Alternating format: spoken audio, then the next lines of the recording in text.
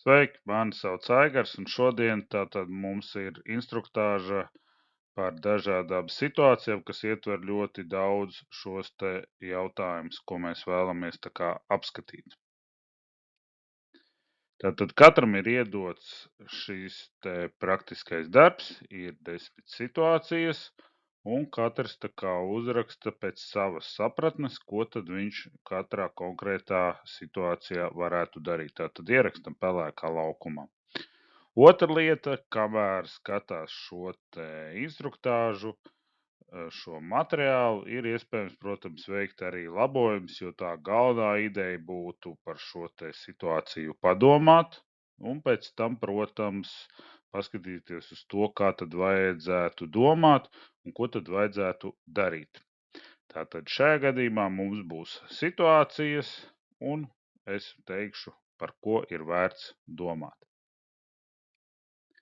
Tātad pirmā situācija, tu esi uzaicināts uz citu vietu, šajā gadījumā sociālas aprūpas centru, un tu aizķeries aiz sliekšņa, nokrīti un sajūti neizturamas sāpes. Kas tas ir? Tas ir nelaimes gadījums darbā, un attiecīgi no tā izējošās visas lietas. Pirmkārt, tātad, kā jebkurā ārkārtas situācijā, tātad mēs vai nu izsaucam ātro palīdzību, ja mēs zinām adresi, tātad, ja nezinām, varam lūgt kādam palīdzēt. Mēs drīkstam arī skaļi teikt, ka vai es sasitos, vai ieiet tuvāk iekšā kaut kur un teikt, ka es sasitos, attiecīgi vai var izsaukt ātro palīdzību, vai nu tad pašam, ja zina, kur atrodas, kur ir tuvākā iestāde un var uz turieni nokļūt, tad, protams, var nokļūt arī pats. Bet principā pats sākums ir šī te palīdzība. Otrs, tātad par ziņošanu, tātad mēs paziņojam savam tiešajam vadītājam, un attiecīgi vēl personām, kurām būtu jāzina, kad ir noticis šis te nelaimes gadījums darbs, un iespējams, ka mēs arī pasakam, ka mēs tā kā to pasākumu, kas bija paredzēts, mēs nevaram veikt, ja tas ir ejot uz, ja, teiksim, dodoties jau projām, tad ir cita situācija. Un, protams, kad ir vēl tāda lieta, kas katram ir jāliek aiz auss, savā veidā arī savai aizsardzībai, jo atceramies, būs nelaimes gadījuma izmeklēšana. Un izmeklēšanā, protams, viena lieta, ka mēs vāksim kaut kādus dokumentus, būs paskaidrojumi, bet būtu svarīgi šo te vietu pašam vai nu nofilmēt vai nofotografēt, jo, piemēram, var būt situācija, ka cilvēks teiks, bija slidens. Nu, teiksim, ja kāds aizbrauks pēc dienas vai divām, varbūt, ka vairs nebūs slidens. Līdz ar to rodās jautājums, varbūt, ka cilvēks melo. Varbūt, ka tur pats pakrita, varbūt skatījās telefonā un pakrita, jā.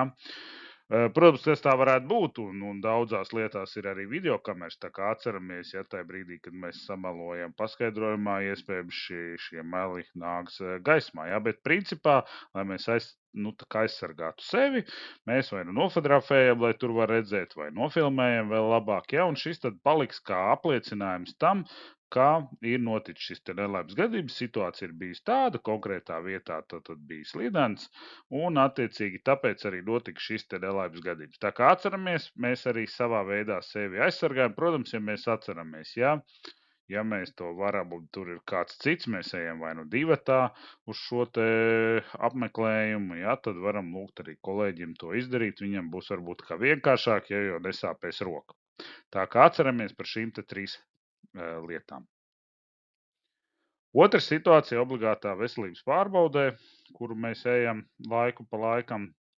Tātad atceramies veselības pārbaudēs, varbūt tās tādā normā ir reizi, ja mēs runājam par kaitīgiem faktoriem, reiz 3 gados, bet varbūt arī biežāk. Ja tas ir fizikāliem faktoriem, kur ir troksnis, vibrācija vai ķīmija, kur ir skatās iedarbību, ja konkrētās ķīmiskās vielas, tad varbūt arī biežāk. Nu, lūk, kas tas ir? Tā ir arodslimības noformēšana, jo arodārsts mums tā kā saka, vajadzētu šo te arodslimību vai uzsākt arodslimības nokārtošanu vai, vienalga, kā arī viņi tur neteiktu. Tūlītās parunāsim par to, kas ir jāņem vērā, jo viss nav tikai balns un melns. Arodslimībā, diemžēl, daudzi dzird šīs labās lietas, bet viņu beigās praksē nemaz nav tik daudz. Ko darīt? Tātad mēs varam piekrist šai te arodslimībai, varam arī nepiekrist. Mēs varam teikt, jā, veselība man ir tāda vai šāda, bet es vakarā vingroju vai tur, nezinu, sportoju un ceru, ka tā veselības stāvoklis uzlabosies. Varbūt, kad var pajautāt, varbūt, ka ir kāda rekomendācija, ka es varu iet tur, teiksim, masēties vai vēl pie ergoterapeita, un tam līdzīgi. Ja, varbūt, ka var nosūtīt pie ģimenes ārsta ar rekomendāciju, ka vajag pie ergoterapeita, tā kā to variantu var būt nu, tādi, kā viņi ir. Bet, ja nu tomēr mēs tā kā piekrītam šai te arodslimībai, tad mums ir jāprot, protams, jāsaprot tās sekas. Tātad, ja mēs piekrītam un daudziem liekas, nu, ka viņš tur tā fiksi nokārtos, atnesīs dokumentu un viss būs kārtībā. Diemžēl reālā dzīve rāda, ka tā nav, un arī formālā puse. Tātad, tad, kad notiek arodu izmeklēšana, tad notiek divi procesi paralēli, mēs tā drīkstam teikt. Tātad viens ir šī medicīniskie pierādījumi, tātad tajā pusē tur, kur arodārsts un vēl visādi izmeklējumi, tātad līdzīgi mēs tā kā vēl citas reizes mēs vācam šo dokumentālo pierādījumu, jā, kas varētu pateikt, jā, attiecīgi ir kaut kādas izmaiņas organismā un attiecīgi tas varētu, jā, būt iegūts darbā un tas varētu būt kā arodslimība. Jā, varētu būt arī citi varianti, jā, jo mēs zinām, ka ir arī invaliditāte, bet tas ir cits, atceramies, arodslimība, cits process, invaliditāte, bišķiņ cits invaliditāte ar sadzīvē iegūtām lietām, ja, ko mēs sadzīvē kaut kādas lietas esam sabojājuši veselībai, savukārt arodslimība būtu precīzi jau tad darbā kaut ko, ja mēs, teiksim, ilgstoši sēžam vai ilgstoši stāvam, mēs varētu sabojāt muskuļus, tas pats mugurkaulu, arī tas pats saistībā ar smagumiem. Ja visu mūžu braucām traktorā, varbūt ir vibrācijas slimība, varbūt trokšņi. Tā kā tās situācijas var būt dažādas un konkrētā brīdī. Un otra lieta, ko cilvēki aizmirst, tas ir šis higiēniskais novērtējums. Tas nozīmē, bez viņa nekas nenotiks. Tātad valsts darba inspektors rakstīs uz uzņēmumu vai iestādi, ka tādā un tādā datumā viņš ieradīsies un viņš runās gan ar šo, kas tā kā to arodslimību kārto, ja, jo viņam ir jāsaprot, ko viņš darīs. Iespējams, ka viņš ir jau to veselības sācis bojāt vai varbūt jau sabojājis kaut kādā iepriekšējā darbā, bet principā tātad, un, protams, skatīsies arī, vai viņš ir instruēts, vai ir izsniegt individuāli aizsardzības līdzekļi un tam līdzīgi. Tā kā viss tāda tā kā būtu arī šī te lielā valsts darba inspekcijas pārbauda, plus tātad noskaidrot konkrētās lietas, ko tad šis cilvēks ir darījis, vai tiešām viņš šo arodslimību varētu iegūt. Nu, piemēram, ja biroja cilvēks saka, ka man ir trokšņi, man tur džingst ausis un tam līdzīgi, iespējams, man ir trokšņa slimība, tad šajā sarunā noskaidrosies, ka cilvēks visu dzīvi ir strādājis birojā un īstenībā nav bijis tāda objektīva vajadzība, apstākļi, ka viņš varētu tā kā uz šo arodslimību. Jā, cits stāsts, ka viņš varētu dabūt invaliditāti, iespējams, ka tur ir kaut kādas citas lietas.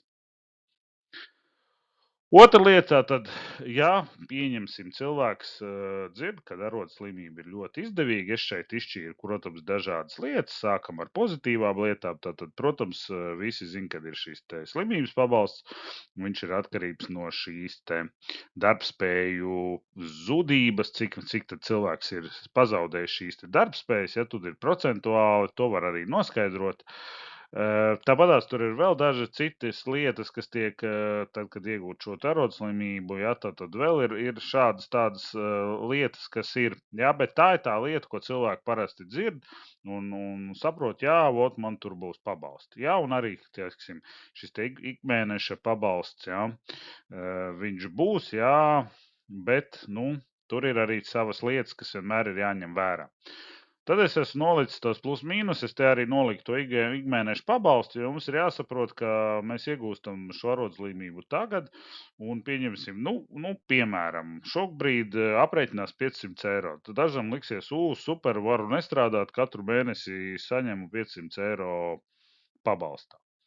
Labi, bet, teiksim, pēc 5-10 gadiem 500 eiro būs daudz vai maz? Jā, paskatāmies 10 gadu atpakaļ. Cik bija vidējā alga vai vispār alga, ja?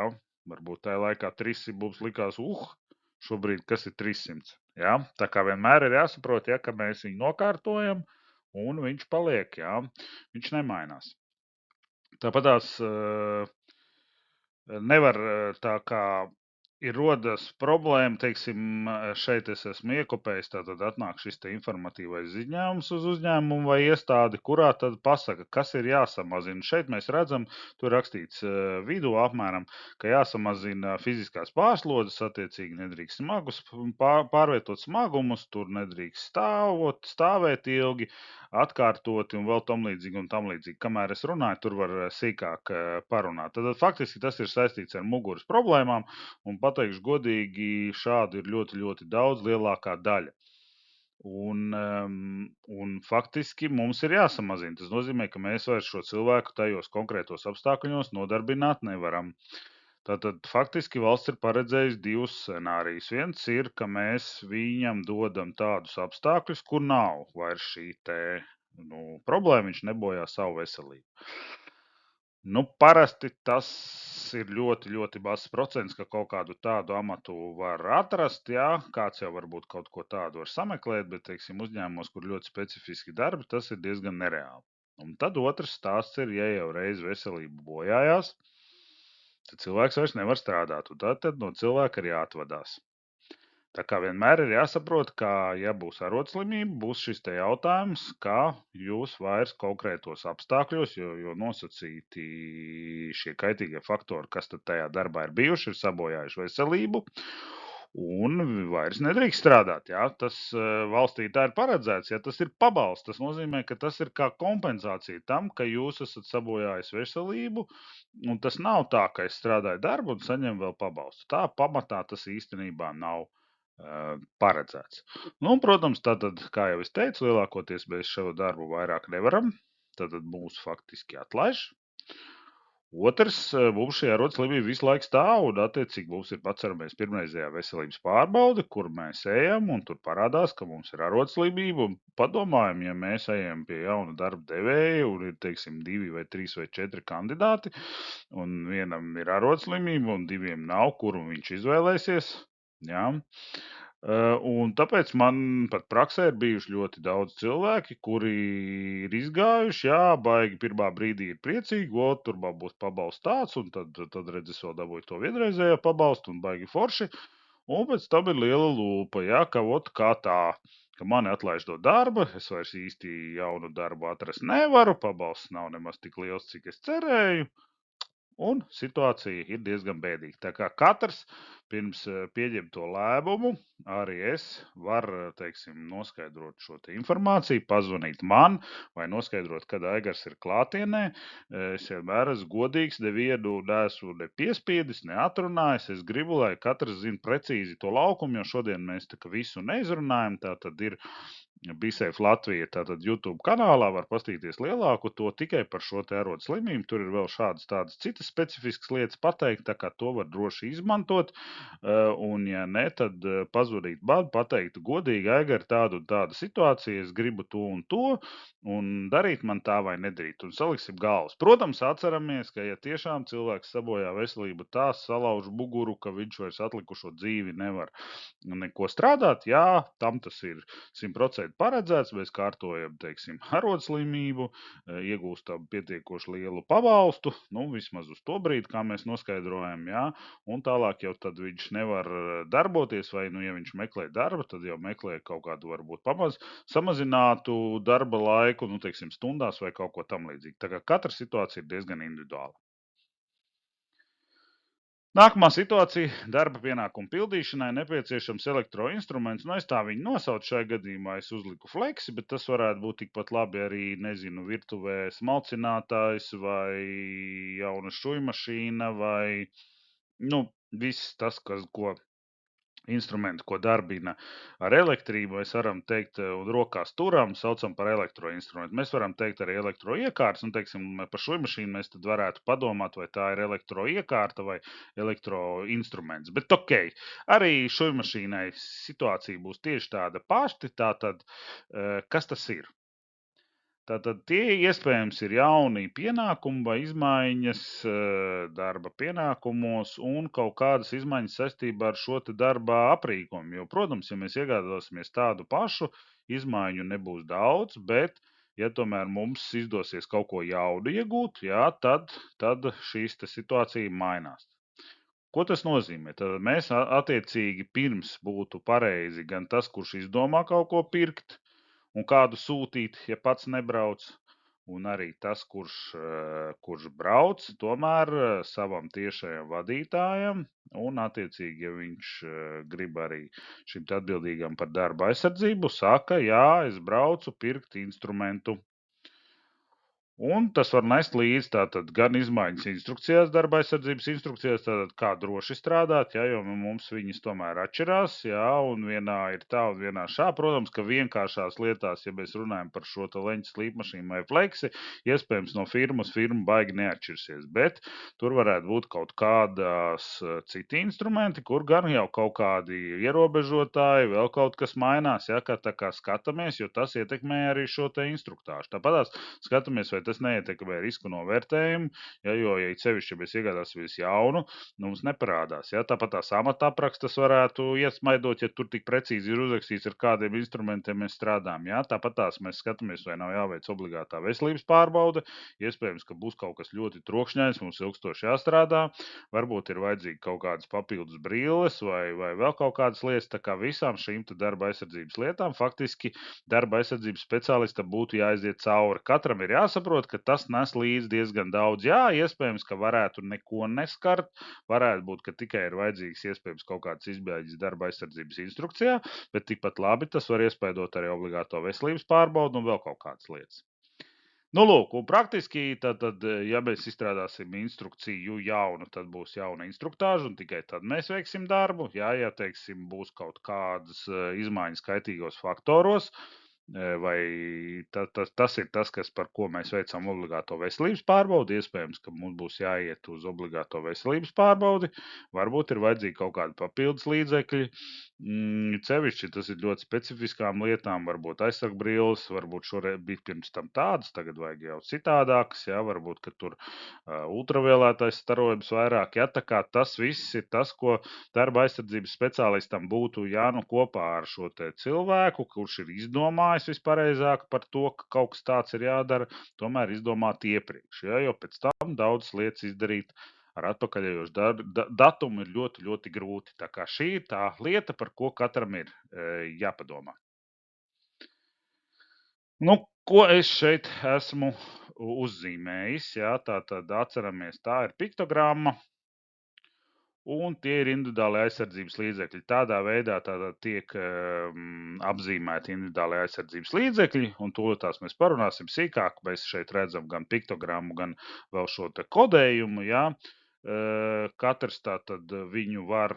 Un, attiecīgi, ja mēs saņemam šo individuālo aizsardzības līdzekli, mēs varam pārbaudīt. Un tā galvenā ideja mums paši saprast, jā, ok, es, teiksim, strādāšu šai gadījumā, protams, tie ir mehānika, bet varbūt ķīmiju, jā, man iepriekšējie bija, teiksim, piktogramma ar tādiem un tādiem, reku tagad ir ar tādiem un tādiem. Un jautājums, jā, vai viņi ir labāki, sliktāki, kāpēc mainās, un tam līdzīgi. Šajā gadījumā vairāk stāsts par to, ka mēs paskatāmies iepriekšējos, tie, kas mums jau ir izsniegti, paskatāmies jaunos. Iespējams, ja kodējumā vai apzīmējumā nekas nemaina, mēs varam teikt, ka iegādāti tādi paši. Bet varbūt kāds ir gribējis sataupīt līdzekļus vai vēl kaut kā pa dzīvi sanāk, jā, un ir kaut kas mainījies. Un tad mums būtu šim cilvēkam, kurš mums izsniedz, jājautā, reku bija tā, tagad ir šitā, vai ir labāk, sliktāk, kāpēc ir mainījies. Un katram, kurš dod, tomēr būtu jāsaprot, kur ir informācija, kur es varu izlasīt pats personīgi, kas ir mainījies. Nu, lūk, un, protams, ka papildus ir ievada instrukcijā tāda sadaļa, kur var vispārīgi par šo te izlasīt, bet var arī internetā izlasīt. Tā kā jautājums tikai vai obligāti latviski, vai jālasa ir jau angļu vai kādā citā valodā, bet principā šie standarti un kodējums, ja meklē, visu var dzīvē atrast. Nu, tātad par šiem te Es viņus saucu par droša darba līdzekļiem, bet katram ir jāsaprot, tad ir tā, es viņus saucu par darba līdzekļiem. Vai pareizāk, vieglāk būtu saprast, ka mums ir darba apģērbs, darba cimdi un tam līdzīgi. Viņiem kodējuma nekāda nav. Tātad, jā, viņi ir līdzekļi darbam, mēs veicam darbu, bet viņi nav individuāli aizsardzības līdzekļi. Un tātad ir šī atšķirība. Tātad, tiklīdz tas ir individuālais aizsardzības līdzeklis, kā mēs redzējām iepriekš, tātad ir kodējums, tātad ir šī piktogramma. Nu, te ir dažas paraugam, es viņas ieliku, bet šur un tur vēl ir kāda cita, teiksim, motorzāģis varētu parādīties un vēl kādas, ja, bet tā kā visas šeit piktogrammas uzreiz brīdī nu nav, bet, nu, idejā mēs varam saprast tātad mehānika, tātad mehāniskie, šis ir apģērbs un cimdi un tam līdzīgi, ja ir vajadzīgs darbam ārā, kur ir augstums, tas ir būtu augstums, šis ir pret griezieniem, šī liesmiņa, tātad tas ir kaut kur ir karstums, varētu, teiksim, būt kurinātājiem, metinātājiem, nu, šitādas te cimdi. Elektrība, ķīmija, te ir radiācija un bioloģija. Ja? Tātad, nu, pamatās tāda, bet es jau teicu, ka vēl varētu būt tur motorzāģi, varētu būt arī vēl citas lietas, tā kā tās piktogrammas. Un katram ir ībūrs, tātad, ko tas ī nozīmē, tas ir tie cipariņi, tātad es saucu kodējumu, un šo kodējumu tātad apakšā šiem te apģērbiem, tie cimdi tiek kodēti, ja? Tātad it kā pēc skata viņi varētu būt vienādi, bet principā tie cimdi varētu būt atšķirīgi, ar atšķirīgām īpašībām. Šis kodējums pasaka, kādas ir šīs īpašības konkrētam individuālam aizsardzības līdzeklim. Ja? Bet atceramies, ja mēs redzam piktogrammu, mēs saprotam, šis ir, teiksim, parasti ir dažreiz, kur, teiksim, ir ķīmija. Ķīmijai var būt gan mehānika, gan ķīmija. Tas nozīmē, ka viņš gan mehāniski iztur labāk tie cimdi un, protams, aizsardzībā pret kaut kādu ķīmiju. Bet sīkāk tad ir jāpaskatās šeit ievada instrukcijā vai jāpaskatās kaut kur ir rakstīts par to, cik nu mēs gribam zināt. Bet tā galvenā lieta, ko es vēl ar vienu teicu, ka skatāmies vecos, jaunos, salīdzinām un prasam komentāru, kāpēc kaut kas ir mainījies, ja tur ir mainījies. Piektā situācija - tātad cilvēks kliedz, kad ir izcēlies ugunsgrēks, un es esmu jau tā kā uzrakstījis jau priekšā, kad ir iespējams trauksme. Tātad atceramies, tas ir iespējams ugunsgrēks, ja, un līdz ar to mums ir jāgatavojas evakuācijai. Tā tad ir trīs situācijas, es esmu teicis, un šī ir tā, jebkura sistēma, protams, strādā, bet viņa var arī nenostrādāt. Un līdz ar to šīs ir lietas, ar ko nejoko. Līdz ar to, ja kāds tiešām skaļi kliedz, kad ir ugunsgrēks, tā tad faktiski ir ugunsgrēks. Ja? Attiecīgi var, protams, nospiest trauksmes pogu, un tad jau tas ugunsgrēks, ja ir šāda sistēma, ja, tad jau viņš no kliegšanas pārvēršas par trauksmi, ja, un visi zina, kad ir ugunsgrēks un gatavojās attiecīgi evakuācijai. Bet principā tad, ja kāds kliedz, mēs šo ignorēt nevaram, un tas parāda, ka jā, tiešām ir iespējams ugunsgrēks, un mēs gatavojamies. Kāds varbūt gatavojās dzēst, ja tas vēl ir sākumā un lokāli, mēs vēl varam izmantot ugunsdzēsības aparātus un, protams, veikt šo te dzēšanas darbus. Tātad, kā es teicu, ir trīs veidi, kā mēs varam par to saprast, kāda būs šī mūsu trauksme. Tātad viens ir labākais, to sauc par balss izziņošanu. Parasti pie griestiem ir gan detektori, gan skaidruņi. Tas nozīmē, ka būs balss izziņošana. Pēc noteikumiem 3 valodās tiek pateikts, ka ēkā ir izcēlusies ārkārtas situācija un ir nepieciešams evakuēties.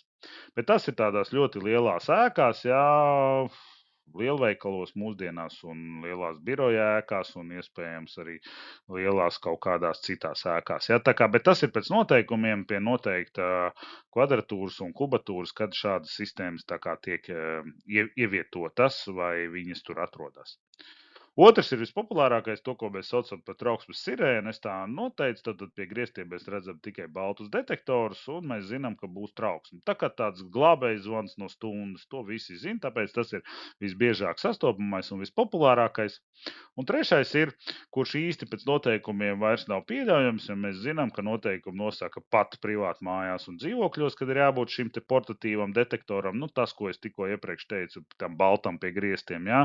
Līdz ar to, protams, telpās, kurās nav, būtu jābūt šādam te baltam detektoram uz baterijām, jā, bet, nu, ja tiešām nav ielikts, mēs esam kaut kur tādu un cilvēks kliedz, mēs to ņemam vērā. Pie tam atceramies, šīs divas iepriekšējās ir sistēmas. Sistēma ir sistēma, jebkura sistēma strādā uz kaut ko, kaut kam ir jābūt, jā, un arī sistēmai mēdz būt, nu, negribās krieviski teikt šobrīd, bet, nu, tādas nestrādāšanas, nu, teiksim tā, nestrādāšanas. Ja, līdz ar to viņi nenostrādā, kaut kas notika, un vēl ar vienu pastāv šis te vecais stāsts par to, ka mēs tiešām redzam dūmus, mēs kliedzam par to, ka ugunsgrēks, un, protams, ejam, spiežam trauksmes pogu. Ja trauksmes pogu nospiežot neiestrādājās, attiecīgi šī te sirēna, tad mēs dodamies pa visām telpām, tātad mēs kļūstam par savu veidu izziņošanu. Tas nozīmē, ka mums galvā ir jāsaprot, kur mēs skliesim. Mēs ejam uz vienu un skaļi saucam ugunsgrēks, ugunsgrēks, ugunsgrēks. Un tā mēs faktiski ejam cauri visām telpām, jo mēs tajā brīdī nu, tā kā dublējam šo te trauksmes sirēnu. Ja? Cita varianta nav. Tā kā tāds variants, un cilvēki, ja viņi dzird, viņi to ievēro, un viņiem ir pienākums evakuēties. Trešā situācija, es gan bildi atstāju no citām, varbūt šis bija tāds labs variants, bet mūsu gadījumā mēs dodamies tātad līdzi klientam uz slimnīcu un pieejam pie durvīm, tur rakstīts darbs aizsarga apģērbā un darbs aizsarga maskā. Tātad praktiskā darbā bija arī zīmītes uzlikt, šeit es tās zīmītes neuzliku. Tātad, ko tas nozīmē? Tas nozīmē, ka tie ir kolektīvie aizsardzības līdzekļi, tātad atceramies zīmes mūs informē par to, kā mums droši veikt konkrētus darbus, un mēs viņus nedrīkstam ignorēt. Tas nozīmē, ja mums ir zīmes uzlīmētas uz durvīm, tātad ieeja aiz šīm konkrētām durvīm ir tikai ievērojot šīs te zīmes. Tātad mūsu gadījumā apģērbā un aizsargmaskā. Ko mēs darām? Tātad vai nu uzģērbam, jā, vai nu prasam. Iespējams, ka mums to var iedot. Jā. Jautājums, protams, zinu, kad ir reizes, ka tur var nopirkt kaut ko, bet šis ir tas stāsts, tas ir mūsu drošībai. Jā, aizsarga apģērbs un aizsargmaska iespējams varbūt nav tas, kas tur varētu ļoti bīstam būt, bet, piemēram, šeit ir trokšņa, jā, mēs nezinām, kas aiz turienes notiek. Iespējams, ka tur ir tik liels troksnis, ka mēs uzreiz iegūstam aku traumu. Jā. Tā kā situācijas var būt dažādas, un ja cilvēki ir uzlikuši šo te drošības zīmi, tātad viņi zināja, kāpēc viņi to dara. Tātad atgādinājumā, tātad atkal zīmes tiek izvietotas trijos veidos, tātad vienas zīmes uz objektu, tātad ieejot objektā, tas ir tas stāsts, kurā brīdī mēs saprotam, kad mēs esam darbā un kad, nu, ejam jau no darba prom, attiecīgi pieņemsim, ja ir vārti, tātad visas zīmes, kas ir uz vārtiem, ir uz objektu attiecās. Tātad objektā mums viņas ir jāievēro. Ja mums ir zīme nedrīkst smēķēt, tad objektā tur iekšā, kur ir sēta, nedrīkst būt vieta, kur ir ierīkota smēķētava. Ja? Tas ir pretrunā ar šo te zīmi, jo mēs pasakam, ka visā objektā, tātad aiz šīm te vārtiem, visā objektā smēķēt nedrīkst. Attiecīgi, ja mēs gribam iekārtot vietu, kur mēs gribam, tad jau mēs attiecīgi neliekam tādu zīmu uz objektu, bet liekam, teiksim, uz konkrētām telpām vai kaut kā tā. Tā kā domājam. Nu, lūk, tātad viens ir objekts. Nu, parasti maz liek zīmes, ja vispār liek. Tālāk jau ir uz šīm te telpu durvīm, tātad ieejot telpā, kā mēs šeit, tātad konkrētā telpā, vai tas ir vairākas telpās, jā, varbūt specifiska telpa, piemēram, kompresoru telpa, jā, kur mums tad ir konkrēti pateikts aiz šīm te durvīm, mums ir jāievēro šīs te drošības zīme. Un, protams, ka pats vienkāršākais ir uz darba aprīkojumu, to, ko mēs runājam, vai tas ir uz elektroinstrumenta vai tam līdzīgi, ir mazas zīmītes, kuras, diemžēl, daudzi neievēro, bet viņas tur ir uzliktas tādas mazas, mums viņas ir jāievēro. Tātad, tā kā mēs strādājam šo instrumentu, mēs ievērojam šīs te drošības zīmes. Nu, lūk, te sasaucās ar to, ko mēs bijām, bet šajā gadījumā par remontu es te esmu ielicis atkal leņķis līpmašīnu, bet tas varētu būt tikpat labi šujmašīna, tikpat labi metināmais aparāts, tikpat labi mašīnas mazgājamais, vienalga, jebkurš, jebkura iekārta vai darba aprīkojums, kā saka, darba aizsardzībā ir liels vārds darba aprīkojums, tātad atceramies tā ir mūsu drošība, ja? Tad atkal kolektīvie aizsardzības līdzekļi, tātad viss tas, ar ko viņš ir bijis paredzēts, ar aizsargiem. Šai gadījumā mums tad ir atnesis bez aizsarga, jā. Attiecīgi mēs tātad, ko daram, atdodam atpakaļ remontam, cita varianta nav un pasakam, ka nav tāda aizsardzības līdzekļa un tāda aizsardzības līdzekļa.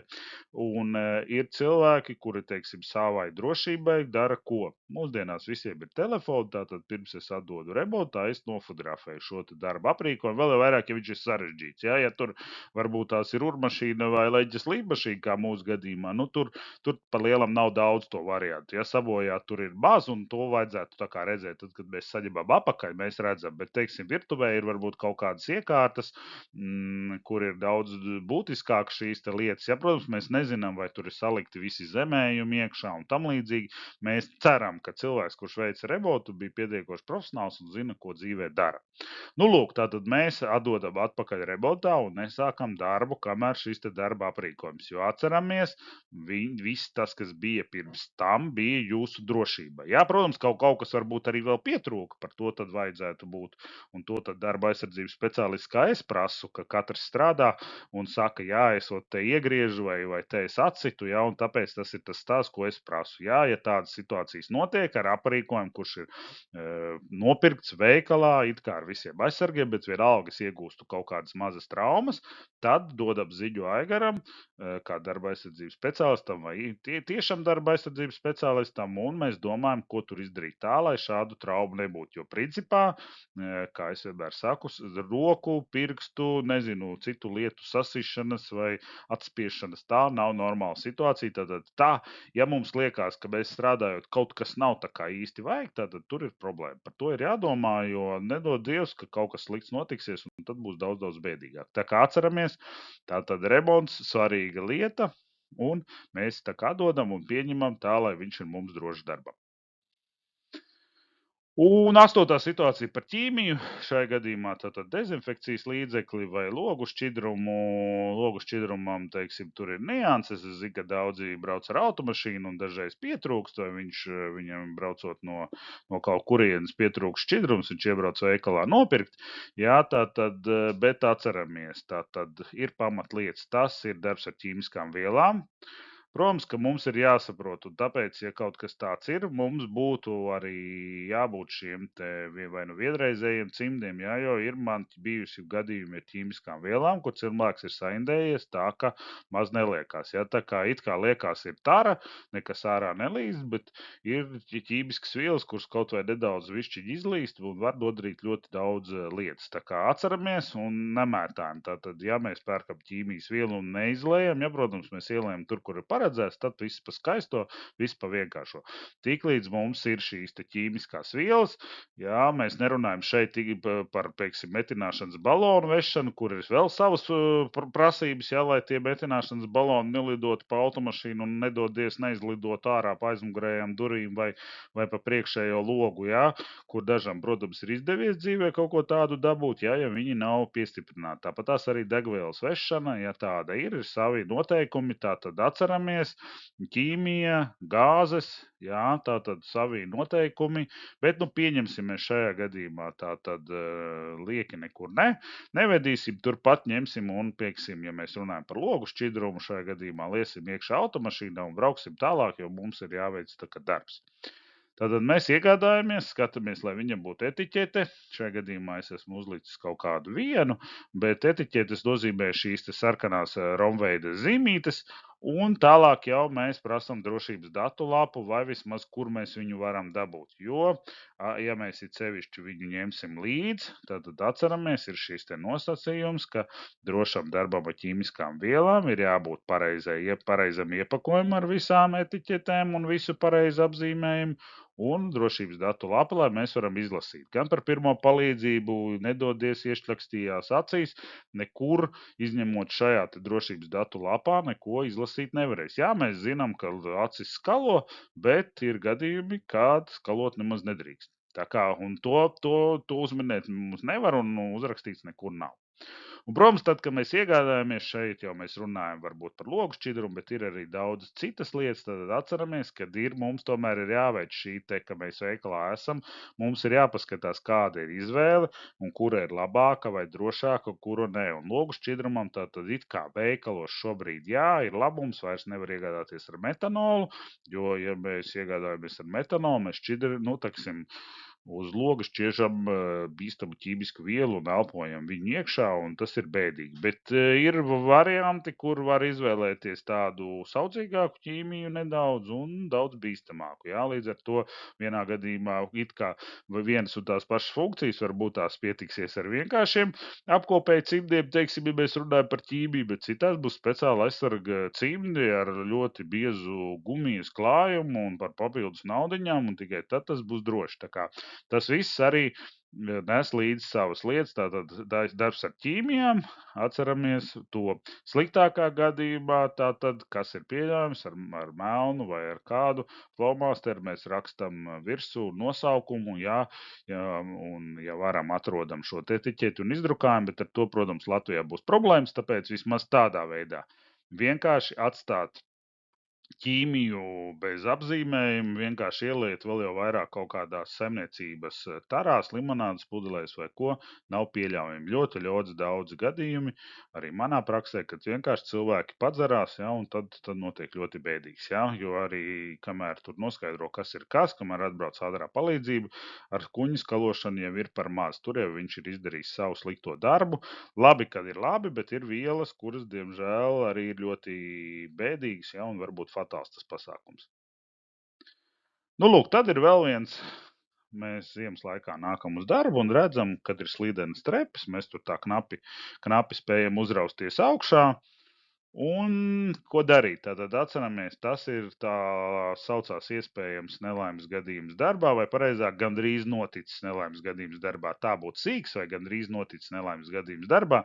Tie, kuri saskarušies ar OKSAS sistēmu vai tagad ar 45,000 sistēmu, tas ir, kas saistīts ar darba aizsardzības sistēmām, ja, un iespējams vidi, tur arī ir šīs te nelaimes gadījums, jā, kas jau ir noticis, viņš ir fakts, izmeklējums, bet ir gandrīz noticis. Tas nozīmē, ka ja kaut kas nāks nākamais un iespējams notiks šis te nelaimes gadījums. Tātad faktiski mūsu labā, tātad mums ir jārūpējās par pārējiem, un tāpēc mums ir jāinformē tātad gan atbildīgās personas, kuras ir par šo, lai tas tiktu notīrīts.